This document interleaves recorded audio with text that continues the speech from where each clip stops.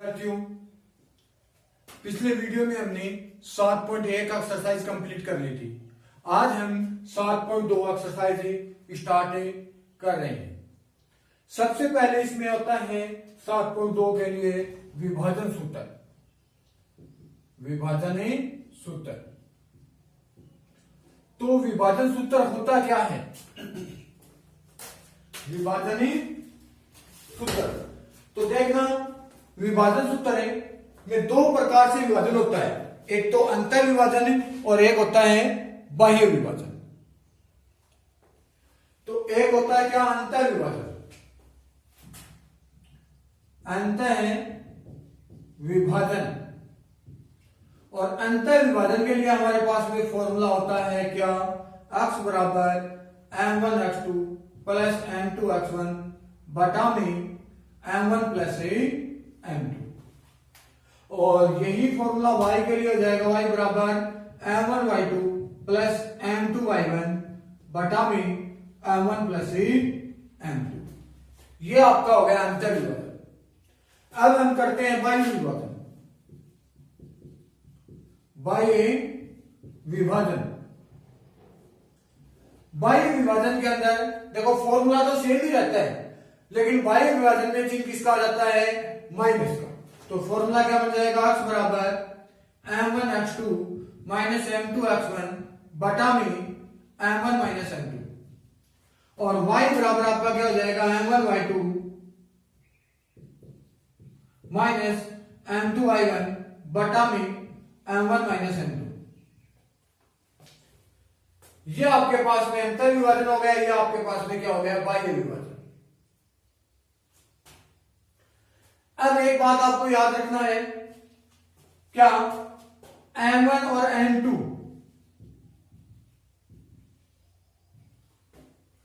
विभाजन बिंदु के अनुपात होते हैं। विभाजन बिंदु के अनुपात।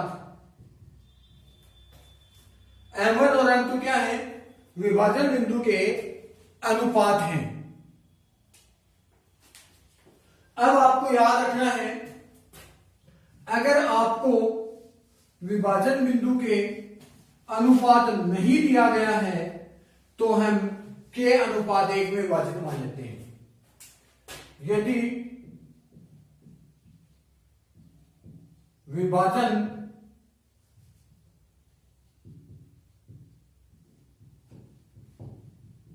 बिंदु के अनुपात नहीं दिया गया है तो हम k अनुपात 1 में विभाजित मान लेते हैं। क्या कर लेते हैं? k अनुपात 1 में विभाजित मान लेते हैं। आपको विभाजन का अनुपात नहीं दे रखा है तो आप क्या करोगे? k अनुपात 1 में विभाजित कर दोगे। अब आपके पास में आता मध्य बिंदु के निर्देशांक। मध्य बिंदु के निर्देशांक, और मध्य बिंदु के निर्देशांक ज्ञात करने का आपके पास में फॉर्मूला क्या होता है? x बराबर x1 प्लस x2 बटा 2 और y बराबर y1 प्लस y2 बटा 2। ये मध्य बिंदु के निर्देशांक हो गए। अब मध्य बिंदु के निर्देशांक, एक तो आपको बीच की दूरी, बिल्कुल बीच में पॉइंट पूछा जाए तब आता है मध्य बिंदु का निर्देशांक लगेगा। अगर आपको अनुपात समान दे रखा है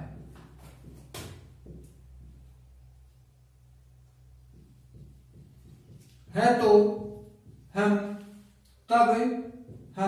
मध्य बिंदु के निर्देशांक का सूत्र लगा सकते हैं। तब हमें मध्य बिंदु के निर्देशांक का सूत्र लगा सकते हैं।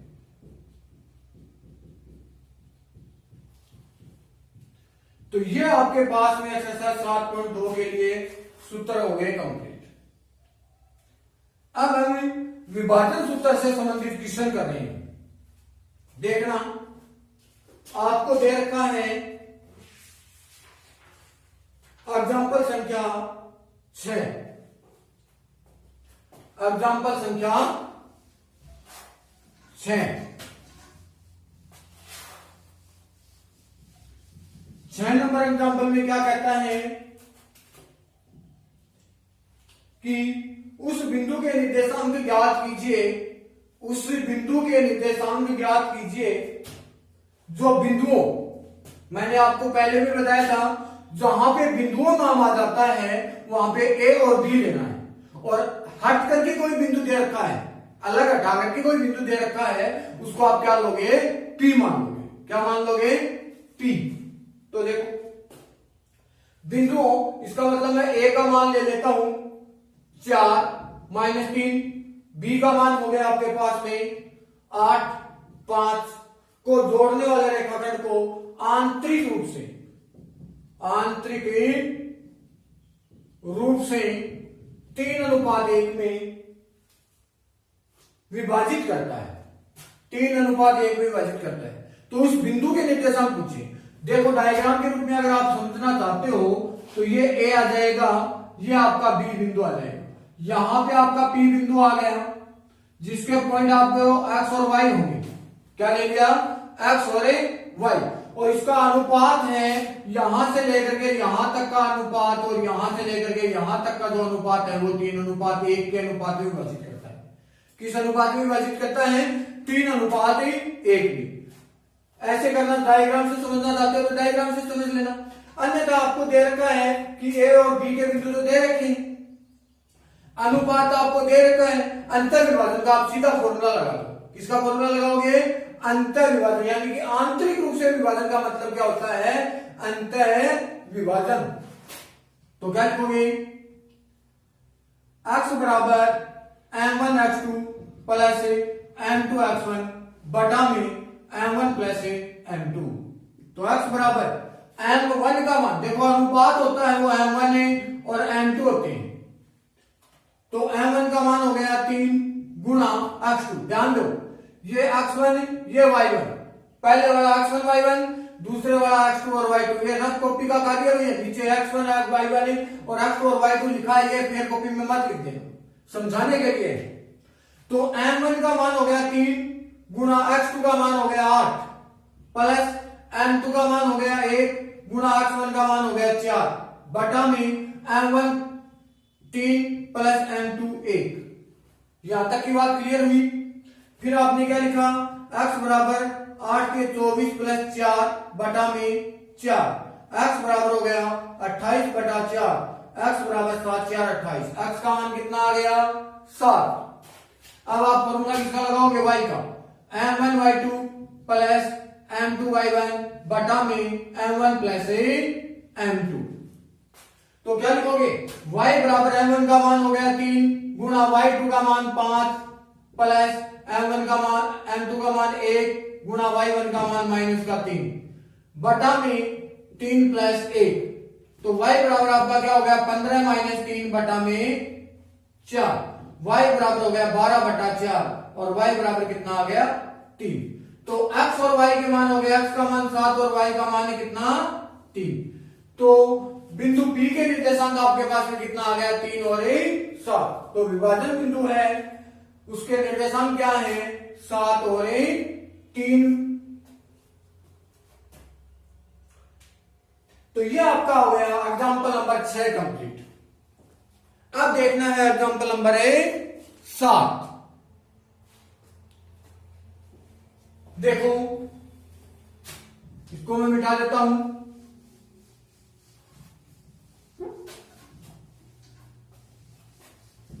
एग्जाम्पल संख्या 7 क्या कहता है, बिंदु, क्या बिंदु 7 के में दे रखा है बिंदु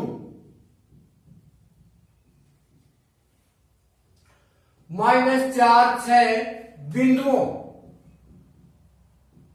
बिंदुओं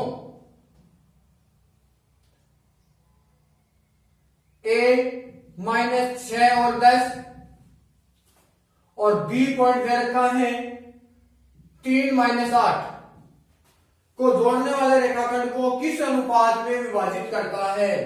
अब की बार आपसे अनुपात पूछा है। पिछले क्वेश्चन में तो आपको अनुपात दे रखा था, बिंदु पूछा था, और अब की बार बिंदु दे रखा है और अनुपात पूछा गया है। तो अलग जो बिंदु होता है उसको आप क्या मान लोगे, P। क्या मान लोगे, P। आप क्या लिखोगे, माना AB रेखाखंड को बिंदु P के अनुपात 1 में विभाजित करता है, विभाजित करता है। मैंने यही कहा था कि अगर आपको विभाजन बिंदु के निर्देशांक नहीं दे रखे हैं तो आप के अनुपात 1 में विभाजित मान लोगे। तो अब देखना, अनुपात आपसे पूछा गया है, बिंदु है वो P, x का मान भी दे रखा है और y का मान भी दे रखा है। चाहे आप सूत्र x का लगा दो, चाहे सूत्र आप y का लगा दो। तो देखना x बराबर क्या होगा, m1 x2 plus m2 x1 बटा में m1 प्लस m2। एक बात और याद रखना, अगर आपको कोई भी नाम नहीं दे रखा है कि अंतर विभाजन है या बाह्य विभाजन है, तो आपको सिर्फ में सिर्फ अंतर विभाजन का फॉर्मूला लगाना है। किसका फॉर्मूला लगाना है, अंतर विभाजन का।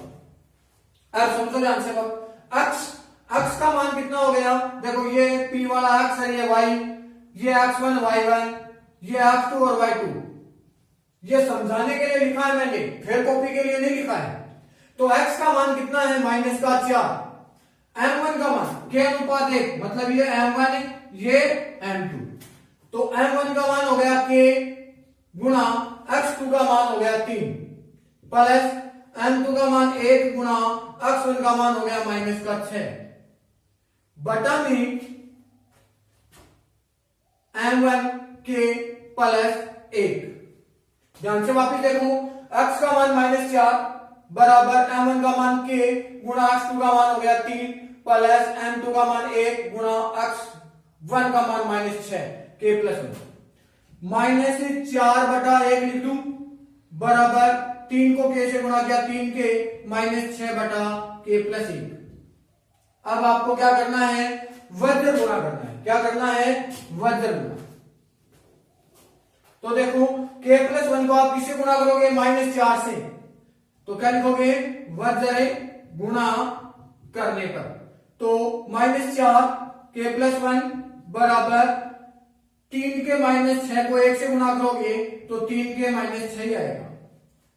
अब देखना, -4 को k से गुणा किया, -4 की, -4 को आपने 1 से गुणा किया, -4 बराबर 3 के -6।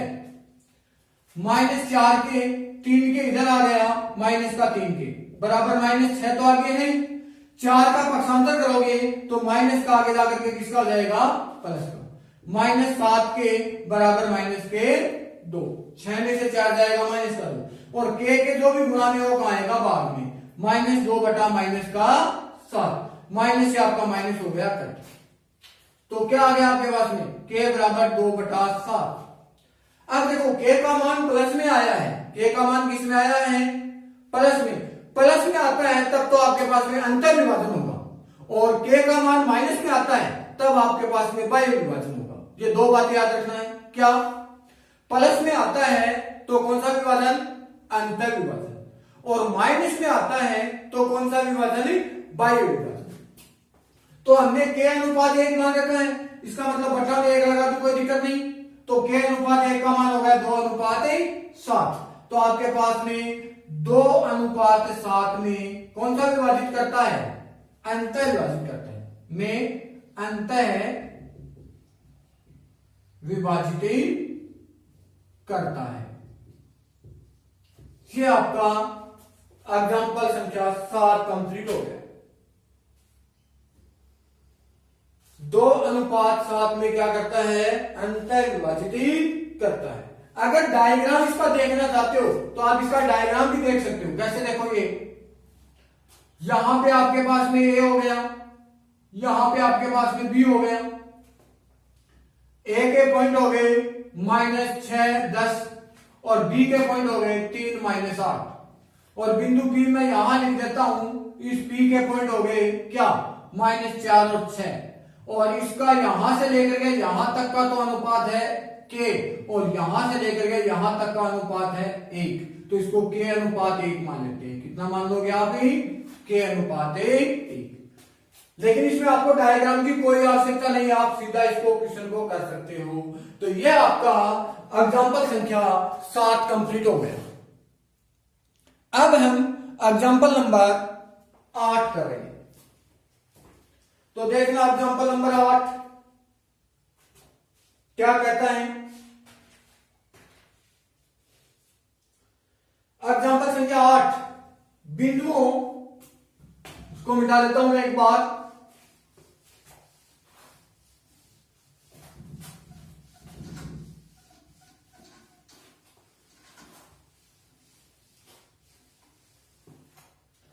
आठ में क्या कहता है, बिंदुओं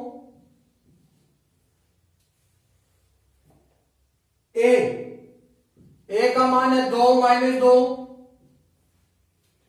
बी आपको दे रखा है -7, 4 को जोड़ने वाले रेखाखंड को समत्रिभाजित करने वाले बिंदुओं के निर्देशांक ज्ञात करना है। कितना? समत्रिभाजित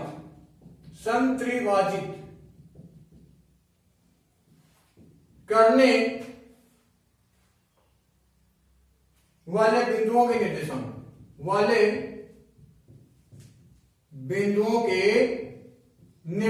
ज्ञात करने हैं। क्वेश्चन को ध्यान से देखना भाई। देखो मैं डायग्राम के अनुसार आपको समझा देता हूं कि ये आपके पास में ए आ गया, ये बिंदु क्या आ गया बी। ए के पॉइंट आपको दे रखे हैं 2, -2 और बी के पॉइंट आपको दे रखे हैं -7 और 4 को समत्रिभाजित करता है। समत्रिभाजित का मतलब 3 बराबर भागों में बांटता है। कितने बराबर भागों में? 3। और समत्रिभाजित 3 बराबर भागों में बांटेगा तो बीच में कितने बिंदु आएंगे? 2 बिंदु। समत्रिभाजित करता है तो बीच में बिंदु 2 और समान 4 भागों में विभाजित करता है तो बीच में कितने बिंदु आएंगे? 3। यानी कि जितना दे रखा है उससे 1 बिंदु कम आएगा। समत्रिभाजित इसका मतलब कितने बिंदु आएंगे इसके बीच में? 2। एक तो P आ गया और एक ही Q बिंदु आ गया। ध्यान से समझोगे इस वाले को। समान भागों में बांटा, इसका मतलब यहां से लेकर के यहां तक की दूरी 1 मान लू मैं, तो समान 3 भाग होना है। समत्रिभाजित 3 भाग, यहां से लेकर के यहां तक का 1, यहां से यहां तक का 2 और यहां से यहां तक का 3। तो ये अगर 1 है तो ये भी आपके पास में कितना आएगा? 1, क्योंकि समान भागों में विभाजित कर रहा है। और ये भी कितना आएगा? 1। अब समझो बात को। अब आपके पास में पॉइंट किसके पास में है? एक तो बिंदु ए के पास में है और एक बिंदु बी के पास में है। आपको पॉइंट किसके निकालने हैं?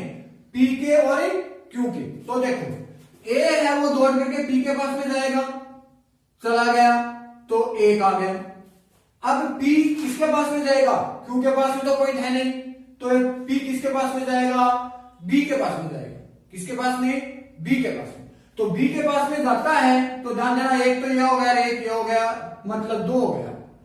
तो AB रेखाखंड को बिंदु P, AB रेखाखंड को बिंदु P ध्यान से समझना है 1:2 में विभाजित करता है। किसमें विभाजित करता है? 1:2 में। पहले का काम हुआ। नेक्स्ट बात क्यू के बारे में बात करते हैं। तो अब देखो एक दौड़ करके किसके पास में जाएगा? क्यू के पास में जाएगा। तो कितना हो गया? 1 और 1 2, तो इधर से तो 2 आ गया। अब क्यू किसके पास में जाएगा? बी के पास में। इधर से क्या बच गया? 1। तो ए बी रेखाखंड को बिंदु क्यू है वो 2:1 में विभाजित करता है। बस समझने वाली मेन बात यही है। बाकी तो आपको फॉर्मूला लगाना है और आंसर निकालना है। देखो क्या लिखोगे? ए बी रेखाखंड को बिंदु P 1:2 में विभाजित करता है। ये तो हो गया पहला।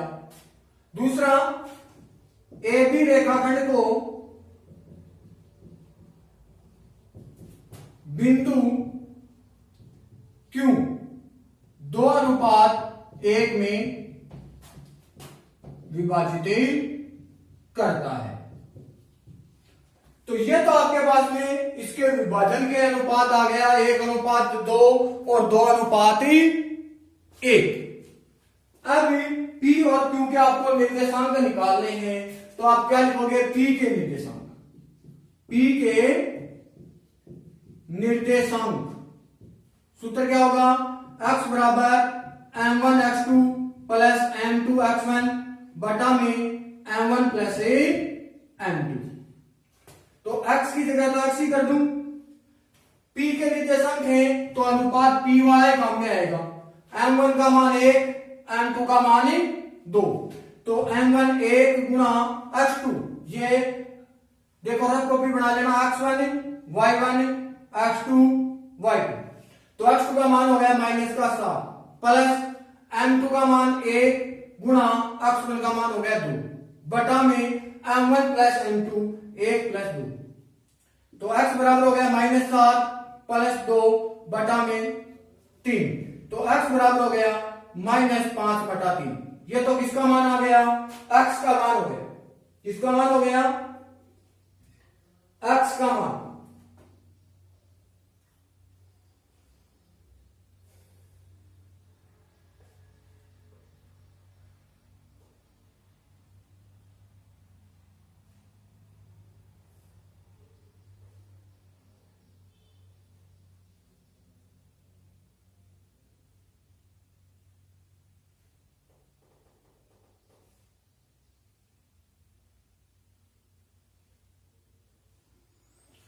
m1 x2 m2 x1, ध्यान दो वापिस m1 प्लस m2, m1 का मान 1, x2 का मान -7, m2 का मान यहां गड़बड़ कर दी, m2 का मान यहां कितना है 2 और x1 का मान 2। तो यहां कितना हो गया 4 और कितना बचेगा -3। तो x बराबर कितना आ जाएगा? -1 आएगा। पहले का 2 हो गया। अब दूसरा y का पॉइंट और निकाल लीजिए आप। y बराबर m1 y2 plus m2 y1 बटा में m1 प्लस m2। तो y बराबर m1 का मान 1 गुणा y2 का मान 4 प्लस m2 का मान 2 गुणा y1 का मान -2। यहां तक ठीक हो गई बात। बटा में 1 प्लस 2, तो आपके पास में y बराबर आ गया 4 - 4 बटा 3, y बराबर 0 बटा 3 और y बराबर कितना आ गया 0। तो आपके पास में p के पॉइंट आ गए क्या? -1 और 0। ये तो p के पॉइंट हो गए।